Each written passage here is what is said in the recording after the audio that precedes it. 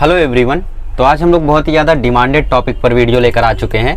आज का टॉपिक है how to manage entrance and boards. ठीक है, बहुत सारे स्टूडेंट्स इस चीज़ से परेशान है कि यार उनको बोर्ड में भी 90% चाहिए, एंट्रेंस भी उनका क्लियर होना चाहिए। तो देखो, अगर आप बोर्ड में भी 90% चाहते हो और एंट्रेंस भी क्लियर करना चाहते हो और प्लस आपका 90% आता है और आप एंट्रेंस भी अच्छे मार्क्स के साथ क्लियर करते हो, then you are one in thousands. कई हज़ारों में आप एक हो। क्यों? क्योंकि ऐसा बहुत कम होता है कि आप बोर्ड्स में भी 90% के अबोव जाओ या 85% के अबोव जाओ और आप एंट्रेंस भी अच्छे से निकाल लो।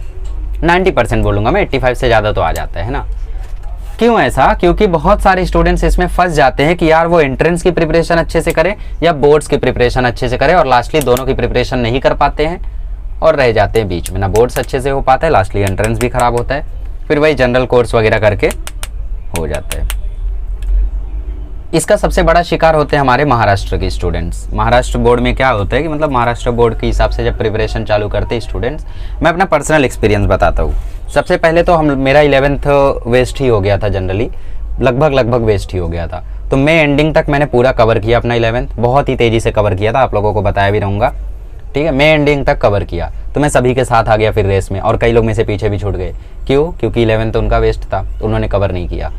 फिर 12th का प्रिपरेशन लोग मई स्टार्टिंग या अप्रैल से चालू करते हैं, कई सारे क्लासेस में मार्च से ही चालू कर देते हैं, बट मेरा तो भैया जून से शुरू हुआ था। शुरू में क्या था, लेक्चर देखो, क्योंकि ऑनलाइन लेक्चर्स होते थे हम लोगों के टाइम पे, कोरोना था जानते ही हो। तो ऑनलाइन लेक्चर देखो और फिर आराम करो दिन भर, ऑनलाइन लेक्चर देखो आराम करो दिन भर। और लेक्चर्स भी बहुत होते थे, सुबह 5 घंटे, शाम को 2 घंटे। तो इस तरीके से हमारे ऑनलाइन लेक्चर्स चलते थे। तो भाई जून जुलाई अगस्त 3 महीने तो हम लोगों ने ऑनलाइन लेक्चर देखा और जिसका इफेक्ट कुछ नहीं निकला। मैथ्स के अलावा कुछ नहीं समझता था ऑनलाइन लेक्चर्स में। ठीक है, तो ऑनलाइन लेक्चर्स उतने ज़्यादा इफेक्टिव नहीं होते हैं। यूट्यूब से स्टडी करते हो तो भी वो उतना ज़्यादा इफेक्टिव नहीं होता है अनटिल एंड अनलेस आप क्लासेस ज्वाइन किए रहो, क्योंकि आपका दिमाग अभी भी बच्चा ही है। तो अगर आप लोगों को फ्लो में चलना है तो आप खुद से नहीं चल सकते हो, किसी न किसी को चलाना पड़ेगा, समझ रहे हो, डंडा लगाना पड़ेगा। सो वो पिटाई करने के लिए क्लासेस ज़रूरी है। ओके, सो किस तरीके से आप लोगों को, मतलब किस तरीके से आगे हुआ, फिर अगस्त के बाद कैसा हुआ, थोड़ा बहुत ऑफलाइन चालू हुआ, तो फिर थोड़ा बहुत ऑफलाइन क्लासेस जाने लगे और फिर धीरे धीरे प्रिपरेशन हम लोगों की चालू हुई। फिर दिक्कत क्या हुई कि जैसे ही मतलब क्लासेस तो ऑफलाइन होती थी बट टेस्ट ऑनलाइन होते थे, तो ऑनलाइन टेस्ट के कारण मूड नहीं बनता था कि यार ऑनलाइन टेस्ट है, इसके चेकिंग वगैरह भी इंपॉर्टेंट नहीं होता है, सब छाप के ही तो लिख देते हैं, बताओ। तो मूड नहीं बन पाता था, वो सीरियसनेस नहीं आ पाती थी। फिर अक्टूबर में हम लोगों के ऑफलाइन टेस्ट शुरू हुए, उसके बाद पढ़ाई चालू हुई हम लोगों की। सोचो, अक्टूबर में पढ़ाई चालू हुई, उस टाइम ऑफलाइन टेस्ट शुरू हुए अक्टूबर के, वो भी एंडिंग में। तो भैया पहली बार टेस्ट हुए यूनिट टेस्ट टाइप में 25-25 मार्क्स के। तो हम लोगों ने मतलब टेस्ट दिए सीरियस होके, उसके लिए प्रिपरेशन की, और जब टेस्ट दिया तब जाके कुछ ना कुछ चैप्टर्स हमारे कंप्लीट हुए, क्योंकि टेस्ट था तो पढ़ाई करनी थी। तो 4 ऐसे चैप्टर्स के टेस्ट रहते थे, तो वो हम लोगों ने अच्छे से कंप्लीट किया। तो मैथमेटिक्स तो हो रहा था मेरा शुरू से, बट जो फिजिक्स केमिस्ट्री बायो है, ये चीज़ मेरा चालू हुआ अक्टूबर एंडिंग में। और इंग्लिश हिंदी कब किया पता है? बोर्ड एग्जाम से कुछ दिन पहले, 5-8 दिन पहले बस, उस दिन इंग्लिश चालू किया, क्योंकि हिंदी पोस्टपोन्ड हो गया था तो टेंशन नहीं था, और हिंदी के लिए तो प्लेंटी ऑफ डेज अवेलेबल थे, तो हिंदी हम लोगों ने बाद में किया। तो उस तरीके से हम लोगों ने अक्टूबर एंडिंग में सीरियसनेस आई हमारे अंदर, और फिर उसके बाद हम लोगों ने टेस्ट जब दिया तो उसके साथ साथ हम लोगों के प्रिपरेशन चालू हुए। टेस्ट में अच्छे मार्क्स आए, तो टेस्ट के प्रेशर के कारण हमारे चैप्टर्स कंप्लीट होने शुरू हुए, वरना वो कभी कंप्लीट नहीं होते। और दिक्कत क्या हुई वहाँ पे कि बोर्ड पर ओरिएंटेड हो गए हम लोग। शुरू में ऑनलाइन लेक्चर देखो वो ठीक है, बट कैसा था, यूट्यूब से मैं जेईई के लेक्चर्स देखा करता था। ठीक है, तो जेईई के लेक्चर्स अगर आप देख रहे हो, यूट्यूब से देख रहा हूँ या फिर मेरे पास थोड़ा सा वो होता है ना, मतलब आर्कीव करके रहता है फिजिक्स के ढेर सारे लेक्चर्स, कोटा फैकल्टीज़ के, वो सब हो गए। तो ऐसे मैं लेक्चर्स को देखा करता था और ज़्यादा से ज़्यादा मतलब कोशिश करता था कि एंट्रेंस के क्वेश्चंस को सॉल्व करूँ। बाकी वीडियोस बनाना तो था ही, है ना। सो ये सब मैं करता था। तो दिक्कत क्या हुई, मैंने पहले बोर्ड पे थोड़ा भी फोकस नहीं किया, जेईई के कंसेप्ट्स किए, फिर बाद में पता चला कि बोर्ड में तो कुछ और ही कंसेप्ट्स हैं, कुछ और ही थियरीज हैं। जो एंट्रेंस में बहुत ज़्यादा आता है उसकी वैल्यू है ही नहीं बोर्ड्स में। बोर्ड्स में तो वो आता है जिसको एंट्रेंस में ध्यान ही नहीं दिया जाता। तो फिर बाद में कंफ्यूजन हो गया कि यार जेईई ढंग से करें या बोर्ड अच्छे से करें। फिर नवंबर स्टार्टिंग में ये डिसाइड हुआ कि भैया चलो बोर्ड अच्छे से कर लेते हैं। तो नवंबर में एंडिंग होते होते ये पक्का हो पाया कि बोर्ड ही ढंग से करना है। फिर बोर्ड का प्रिपरेशन चालू किया, बोर्ड के न्यूमेरिकल करना, एक्सरसाइज को रटना, ये ऐसा वैसा बहुत कुछ, उसके बाद प्रिपरेशन ढंग से हुई। तो ये मेरा पर्सनल एक्सपीरियंस है। आई नो कुछ लोग स्किप कर रहे होंगे और बोलेंगे अभी वीडियो स्टार्ट्स फ्रॉम 6 मिनट, है ना, बट ये इंपॉर्टेंट है क्योंकि आप लोगों को तब पता चलेगा क्या गलती नहीं करनी है। तो मतलब आप क्या कहना चाहते हो कि हम लोग बोर्ड्स ओरिएंटेड स्टडी करना चालू कर दें, एंट्रेंस को ध्यान ना दें? नहीं, बिल्कुल नहीं। बट मैं ये बोलता हूँ कि एंट्रेंस में इतने भी ज़्यादा मत खो जाओ कि अपने बोर्ड्स को टोटली छोड़ दो। बिकॉज आप लोगों को हर एक एस्पिरेंट जिसने जेई निकाला है, जिसने जेई नहीं निकाला है, यही बोलता हुआ दिखाई देगा। जिसने नहीं निकाला है वो क्या बोलेगा? वो बोलेगा यार बोर्ड्स पे ध्यान मत दो, मैंने भी बोर्ड्स पे ध्यान दिया था, मेरा नहीं निकला। और जिसने निकाला है वो क्या बोलेगा? वो बोलेगा बोर्ड्स पे ध्यान मत दो, उसका कोई मतलब नहीं है, निकाल दो, लाइफ सेट है, कोई नहीं पूछेगा तुम्हारा बोर्ड्स का मार्क्स, देखो मैंने निकाला है, कोई नहीं पूछता है। तो ये फ़र्क रहता है ना। तो आप लोगों को क्या करना है? आप लोगों को बोर्ड्स को साथ में मैनेज करते हुए चलना है। सबसे इंपॉर्टेंट बात क्या आती है उससे शुरू करते हैं, फालतू बातें नहीं। सबसे पहली बात, आपको बोर्ड ओरिएंटेड टेस्ट देना बहुत ज़रूरी है। Board oriented test. अब ये टेस्ट कहाँ दोगे आप लोग? आपके क्लासेस में टेस्ट होता होगा। जो क्लासेस आप लोगों ने अगर महाराष्ट्र में कोई क्लासेस लगाई है तो ऑब्वियसली यहाँ पे बोर्ड्स के साथ एंट्रेंस को भी ध्यान दिया जाता है। तो बोर्ड ओरिएंटेड टेस्ट भी होना जरूरी है। इसका मतलब क्या? इसका मतलब थ्योरी के टेस्ट। एमसीक्यू टाइप तो बहुत होते होंगे एंट्रेंस लेवल के, बट थ्योरेटिकल टेस्ट भी होना बहुत ज़रूरी है, वरना आपकी बोर्ड्स की प्रैक्टिस बिल्कुल नहीं रह जाएगी और मार्क्स नहीं स्कोर कर पाओगे। तो जो बड़े बड़े क्लासेस होंगे वहाँ पे तो नहीं होता होगा theory test, I know, but MCQ test होता होगा, है ना। तो थ्योरी टेस्ट का क्या करोगे फिर? कुछ नहीं, यूनिट टेस्ट दो, और जो इंटीग्रेटेड में है उनका क्या? पेपर लो। पास के कॉलेज, सामने के कॉलेज, इधर उधर से पेपर लो और सॉल्व करो, ठीक है। और फ़ायदा है, जैसे आपका यूनिट टेस्ट हुआ तो आप अपना ही नहीं बाकी सारे कॉलेज का भी पेपर लेके सॉल्व करो। ऐसा बोर्ड ओरिएंटेड टेस्ट देना बहुत ही ज़्यादा ज़रूरी है। दूसरी सबसे इंपॉर्टेंट बात, पेपर पैटर्न की नॉलेज। ये चीज़ें मैं अपलोड करने वाला हूँ वैसे भी, या फिर अपलोड कर दिया रहूँगा। पेपर पैटर्न की नॉलेज, पेपर पैटर्न आप लोगों को अच्छे से पता रहना चाहिए।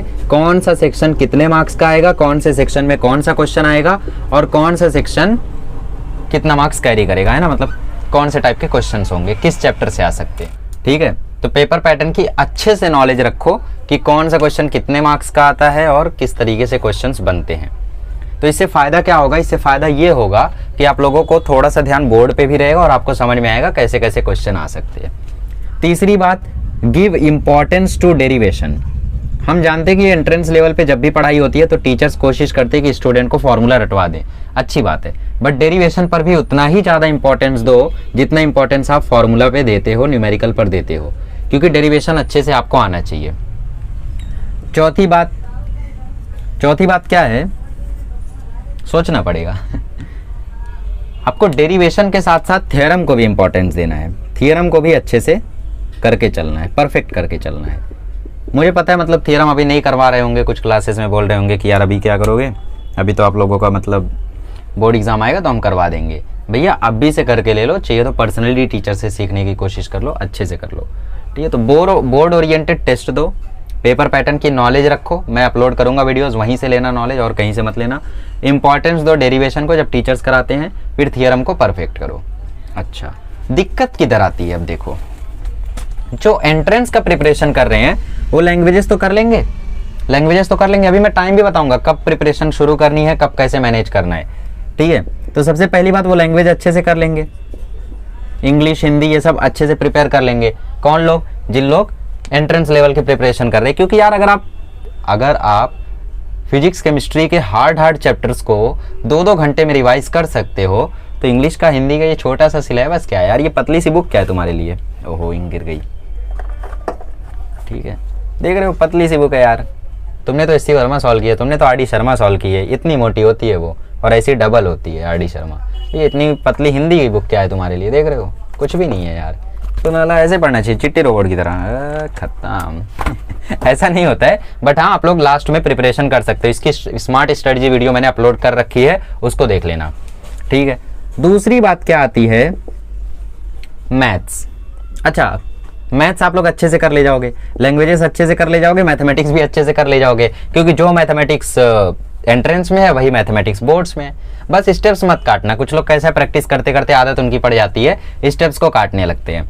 और कुछ स्टेप्स में आप लोगों को यहाँ पे डॉट डॉट डॉट डॉट करके लिखना पड़ता है। जैसे मैथ्स 2 में देखो प्रॉपर्टी लिखा करते थे, वैसे ही इसमें भी आप लोगों को लिखना पड़ता है कि ये चीज़ हुई इसीलिए ऐसा हुआ, ये चीज़ हुई इसीलिए ऐसा हुआ। तो इस साल भी आपको वो चीज़ करनी है, तो ध्यान रखना। तो आप मतलब लैंग्वेजेस अच्छे से कर ले जाओगे और मैथ्स भी अच्छे से कर ले जाओगे। दिक्कत कहाँ आएगी? पीसीबी में। क्या मैं बोल दूं बायोलॉजी भी कर ले जाओगे? क्योंकि नीट में भी अगर आप टेक्स्ट बुक रीड करते हो तो बायोलॉजी के आंसर्स तो कर ही ले जाओगे। नीट की प्रिपरेशन कर रहे हो तो ऑब्वियसली आप एनसीईआरटी रीड करते होगे, नहीं कर रहे होगे तो इसका मतलब आप नीट की प्रिपरेशन नहीं कर रहे हो। क्योंकि जो बंदा नीट कर रहा है उसको बायो की टेक्स्ट बुक रीड करनी है, एनसीईआरटी रीड करनी है। तो अगर आप एनसीईआरटी रीड कर रहे हो तो मतलब आपको हर एक लाइन मालूम होगी, और हर एक लाइन अगर मालूम है तो आप आंसर खुद से बना सकते हो। बायो के आंसर आप खुद से बना सकते हो और अच्छे मार्क्स भी स्कोर कर सकते हो। तो कोई दिक्कत तो आई ही नहीं यार बायो में भी। अगर मैं एंट्रेंस का बायो प्रिपेयर कर रहा हूँ तो बोर्ड्स का बायो तो मेरे लिए कुछ भी नहीं है। बट हाँ, एक ध्यान रखना कि बायोलॉजी की एक्सरसाइज सॉल्व कर लेना। बायो की टेक्स्ट बुक जो आपके बोर्ड की है उसकी एक्सरसाइज अच्छे से रट लेना, और मैथमेटिक्स में जो आप लोगों का एक्सरसाइज है वो भी सारा अच्छे से कर लेना। मैं नहीं बोलूँगा 10 बार करो, मैं बोलूँगा 2 बार करो, क्योंकि 10वीं में मैंने मैथ्स की टेक्स्ट बुक कितने बार सॉल्व की थी? 10-12 बार। 12th में मैंने कितनी बार की? 1 बार। और मार्क्स कितना आएगा? एक्चुअली मेरे साथ दिक्कत ये हुई कि मेरा 2 MCQ रॉन्ग हो गया, एक में सिली मिस्टेक हो गई और एक MCQ जो था वो एक्सरसाइज से आ गया और थोड़ा लेंदी MCQ आ गया था। तो एक्सरसाइज के MCQs मैंने देखे नहीं थे, सॉरी मिसलेनियस के MCQs मैंने देखे नहीं थे, तो वो वहाँ से आ गया था। ये दर्द भरी कहानी, ठीक है। तो 2 MCQs मेरे रॉन्ग हो गए जिसके कारण 4 मार्क्स चले गए, बट बाकी सब राइट था और मैंने टेक्स्ट बुक बस 1 बार सॉल्व की थी, तो 96 मार्क्स तक, ठीक है। तो इस तरीके से आप लोगों को मैथ्स की प्रिपरेशन करनी है। ओके, मिसलेनियस का आप लोग MCQ देख लेना, मेरी तरह लापरवाही मत करना, क्योंकि हम लोगों ने क्या सोचा कि यार बोर्ड है, एक्सरसाइज से जब MCQ नहीं आया फिजिक्स केमिस्ट्री का तो मैथ्स में मिसलेनियस से क्वेश्चन कहाँ से आएगा? और भैया वहीं से आ गया, और वो भी उसी चैप्टर से आया जिस चैप्टर के MCQs मैंने नहीं देखे थे, ठीक है। मतलब देखे तो 3-4 के नहीं थे, बट उसी से आया। क्यों? क्योंकि यार अगर चैप्टर आपको अच्छे से आता है तो आप मिसलेनियस का MCQ सॉल्व कर सकते हो, बट ठीक है, छोड़ो, दुख भरी कहानी। ओके, बात करते हैं फिजिक्स की। तो यार फिजिक्स का पेपर पैटर्न मैंने आपको बता रखा है। सेक्शन ए में आप लोगों को पहले 10 MCQ रहेगा और 10 1 सेंटेंस, सॉरी 8 1 सेंटेंस रहेगा। तो 10 8 18 मार्क्स तो ऐसे ही आ जाएंगे, उसमें कोई थ्योरी लिखना नहीं है। फिर जो सेक्शन बी आता है उसमें आपको 8 क्वेश्चन रहेंगे, 12 में से करने रहेंगे। 8 में से 5 रहेगा आपका न्यूमेरिकल, 2 रहेगा आपका डेरिवेशन टाइप में, 1 बोल दो, 1 रहेगा आपका डेरिवेशन टाइप में और 6 रहेगा थ्योरी। सेक्शन बी में यहाँ पे 2 मार्क्स ईच, 2 मार्क्स ईच मतलब 16 मार्क्स।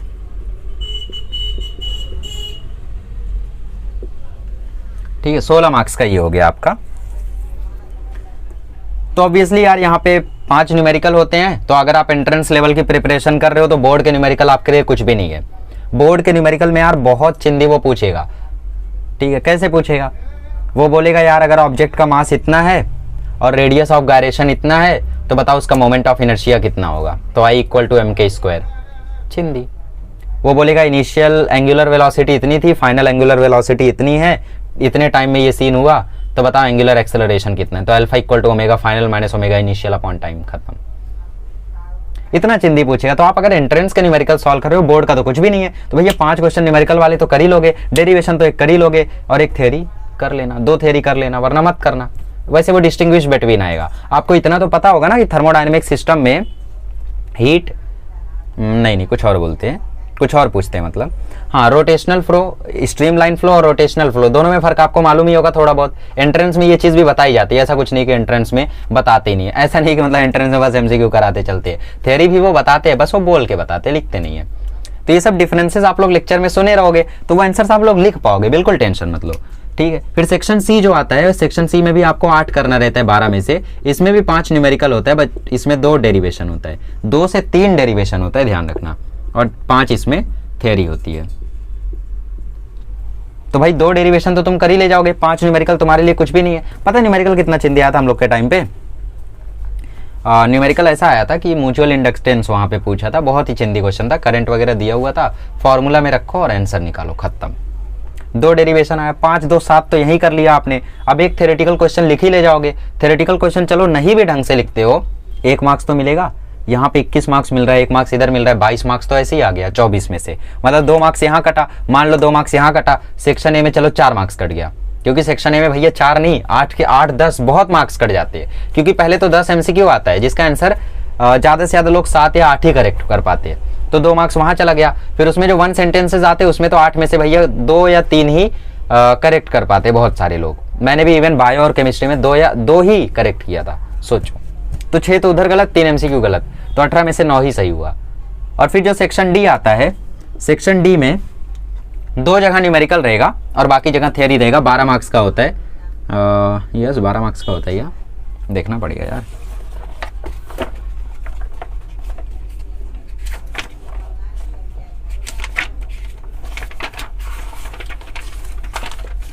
ठीक है, हाँ तो ये 12 मार्क्स का होता है। इसमें 3 आपको करना रहता है 5 में से, और 3 क्वेश्चन इसमें ऐसे रहते हैं जिसमें आप लोगों को 2 मार्क का थियरी, 2 मार्क का न्यूमेरिकल रहेगा। 4 मार्क का पूरा क्वेश्चन रहेगा जिसमें से 2 मार्क का थियरी, 2 मार्क का न्यूमेरिकल रहेगा। 2 मार्क का थियरी रहेगा अलग चैप्टर से, और जो 2 मार्क का न्यूमेरिकल आएगा वो रहेगा अलग चैप्टर से। तो इस 12 में से 10 ला सकते हो आप, तो ऑब्वियसली आप 88 90 आसानी से ला सकते हो फिजिक्स में, कोई बड़ी बात नहीं है अगर आप एंट्रेंस ओरिएंटेड हो तो। क्योंकि एंट्रेंस ओरिएंटेड हो तो 5 न्यूमेरिकल 1 डेरिवेशन तो ऐसे ही हो जाएगा, है ना। बाकी ये सब भी चीज़ें ऐसी हो जाएंगी। केमिस्ट्री की बात करें, देखो मैथ्स में दिक्कत नहीं आएगी, बायोलॉजी में दिक्कत नहीं आएगी। एक्सरसाइज एक बार पढ़ लेना, नोट्स रखना अपने पास, मास्टर की मत रखना, टारगेट रख सकते हो अपने पास, ठीक है। Target is a good. बाकी लैंग्वेजेस में आप लोग स्ट्रेटजी मैंने बताई थी वो फॉलो करना लैंग्वेजेस के लिए, ठीक है। बचा क्या, केमिस्ट्री। अब देखो केमिस्ट्री में अगर आप एंट्रेंस की तैयारी कर रहे हो तो एंट्रेंस और बोर्ड्स दोनों में जो ऑर्गेनिक केमिस्ट्री है वो सेम है।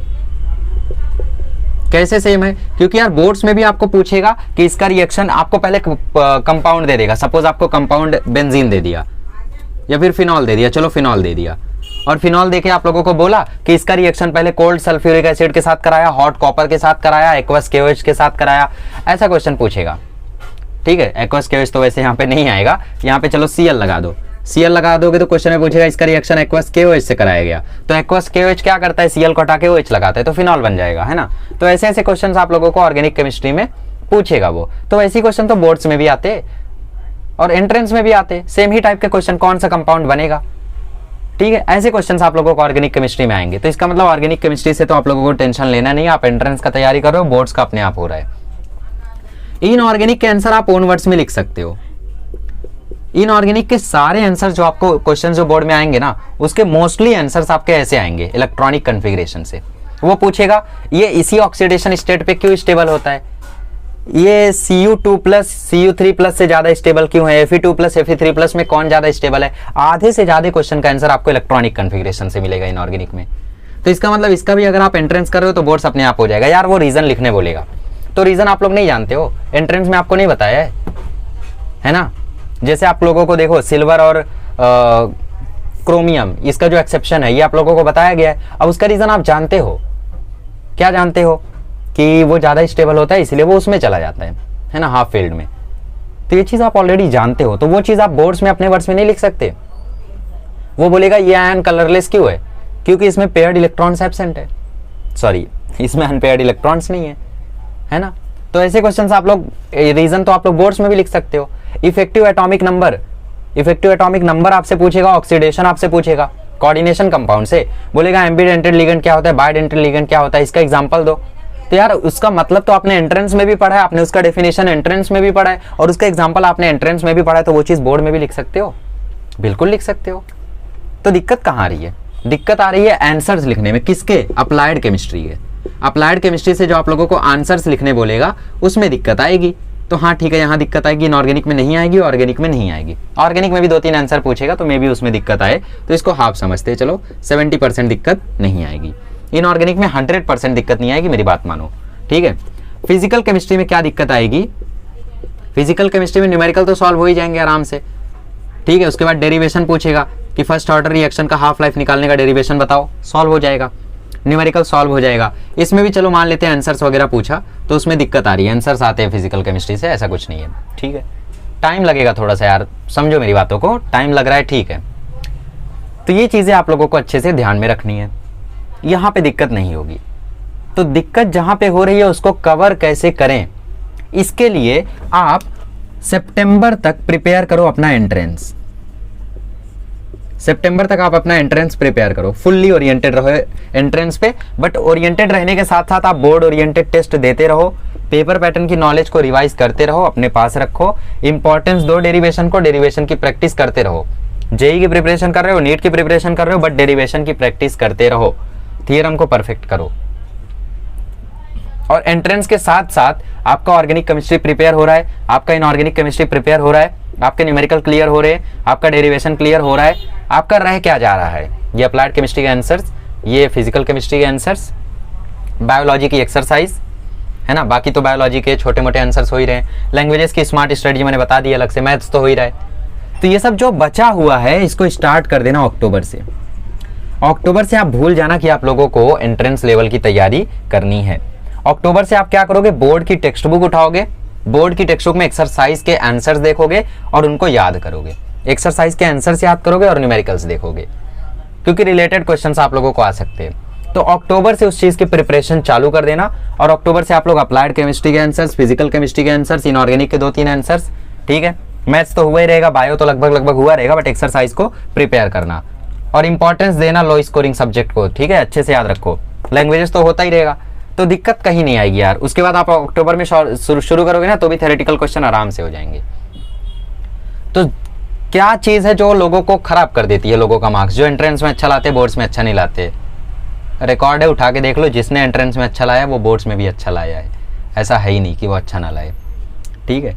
तो सबसे ज़्यादा इंपॉर्टेंट यही है, बोर्ड ओरिएंटेड टेस्ट देना, क्योंकि अगर आपकी एक बार प्रैक्टिस हटी, दुर्घटना घटी, पेपर नहीं छूटना चाहिए, बस अच्छे से उसको स्पीड में लिखते रहना, ठीक है। तो इस तरीके से आप अक्टूबर में प्रिपरेशन चालू करो बोर्ड ओरिएंटेड, और इस चीज़ को करते चलो। और लास्टली जनवरी में, अक्टूबर में चालू करो, दिसंबर में ओवर करो, फिर जनवरी में क्या करोगे, जनवरी में आप लोग सैंपल पेपर सॉल्व करोगे। सैंपल पेपर के लिए नवनीत की बुक रिफर कर लो, नवनीत प्रैक्टिस पेपर्स की बुक, ठीक है, इस चीज़ को अच्छे से रिफर कर लो। इसमें 5-5 सैंपल पेपर रहते हैं प्लस एक मॉडल पेपर रहता है, तो 6-6 सैंपल पेपर आपको हर एक सब्जेक्ट के मिल जाते हैं। प्रमोशन नहीं कर रहा हूँ, इंपॉर्टेंट है, ठीक है। तो सैंपल पेपर्स को ढेर सारे सॉल्व कर लो जनवरी में, और जनवरी में जब आप एक बार सैंपल पेपर को सॉल्व कर लोगे तो आप फुल्ली रेडी हो जाओगे बोर्ड एग्जाम के लिए, और फिर बोर्ड एग्जाम में जाना फोड़ के आना। लास्टली क्या रह जाएगा आपका, लास्टली नीट या जेई रह जाएगा। तो एक बार बोर्ड एग्जाम ओवर हुआ तो उसके बाद लग जाना दोबारा एंट्रेंस पे, फिर कुछ करना ही नहीं है, हो गया, दैट्स इट। तो देखो आपका डर तुरंत निकल गया। भाई क्यों डर रहे थे तुम्हें लग रहा था तुम बोर्ड कर रहे हो, एंट्रेंस कर रहे हो, तो बोर्ड कैसे होगा? भैया बोर्ड का मैथ्स ऐसे ही हो रहा था, बोर्ड का बायो आधा ऐसे ही हो रहा था, लैंग्वेजेस ऐसे ही हो रहे थे। लैंग्वेजेस के लिए तो स्मार्ट स्ट्रेटजी दी है ना, उसको फॉलो करो। ऑर्गेनिक केमिस्ट्री ऐसे ही हो रहा था, इनऑर्गेनिक ऐसे ही हो रहा था, फिजिक्स में 5 न्यूमेरिकल्स ऐसे ही हो रहे थे आपके, है ना, फिजिक्स मतलब 50% तो ऐसे ही हो रहा था। और बाकी थ्योरेटिकल आंसर भी ऐसे ही आएंगे जिनका रीजन आपको पता रहेगा। थोड़ी सी जरूरत रहेगी फ्रेमिंग की, तो वो खुद से कर लेना, टेक्स्ट बुक रीडिंग एक बार कर लेना बोर्ड एग्जाम से पहले। तो अक्टूबर में शुरू करना board oriented study, paper pattern को अच्छे से देख के, सैंपल पेपर को देख के, प्रीवियस ईयर बोर्ड के जो पेपर हैं उनको ज़्यादा इंपॉर्टेंस दे देना, प्रीवियस जो बोर्ड पेपर है उनको इंपॉर्टेंस दे देना, बिकॉज मैंने आप लोगों को 10th में भी बोला था कि प्रीवियस बोर्ड पेपर्स को अच्छे से कर लो, क्योंकि बोर्ड पेपर्स काफ़ी ज़्यादा इंपॉर्टेंट होते हैं। तो प्रीवियस बोर्ड पेपर को इस पीरियड में देख लेना, अच्छे से समझ जाओगे कि किस तरीके से प्रिपरेशन करनी है, और आप लोग अच्छा स्कोर करोगे। बिल्कुल टेंशन मत लो, अभी जैसा चल रहा है वैसा चलने दो, अपना एंट्रेंस का तैयारी करो, इस चीज़ का ध्यान रखो और लैंग्वेजेस को प्रिपेयर करो, ठीक है। चलिए अगले लेक्चर में मिलेंगे तो हम लोग पेपर पैटर्न का सीरीज शुरू करेंगे।